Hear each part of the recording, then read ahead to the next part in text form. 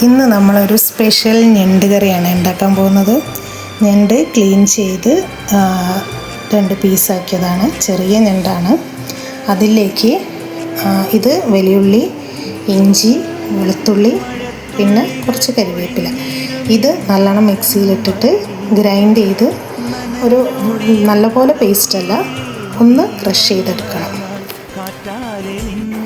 ഈ ഞണ്ടിലേക്ക് കുറച്ച് മുളക് പൊടി, പിന്നെ മഞ്ഞൾപ്പൊടിയും കൂടെ ഇട്ടിട്ട്, മഞ്ഞൾപ്പൊടി പിന്നെ കുറച്ച് ഉപ്പും ഇട്ടിട്ട് നമ്മളത് വേവിക്കും. ഇതിൽ നമ്മൾ 2 തക്കാളിയും കൂടി ആഡ് ചെയ്യണം. നേരത്തെ പറയാൻ വിട്ടുപോയതാണ്. പാനിലേക്ക് എണ്ണ ഒഴിച്ചിട്ട് ഒരു 2 വഴനയില ഇടുക.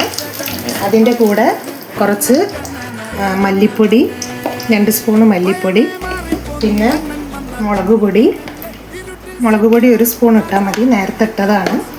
പിന്നെ കുറച്ച് മഞ്ഞൾപ്പൊടിയും കൂടി ഇടുക.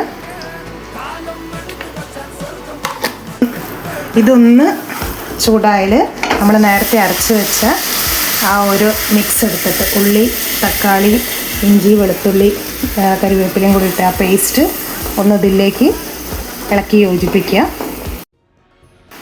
ഇതിലേക്ക് ഒന്ന് വാടിയതിന് ശേഷം നമ്മൾ നേരത്തെ വേവിച്ച് വെച്ച ഈ ഞണ്ട് ഇതിലേക്ക് ആഡ് ചെയ്യുക.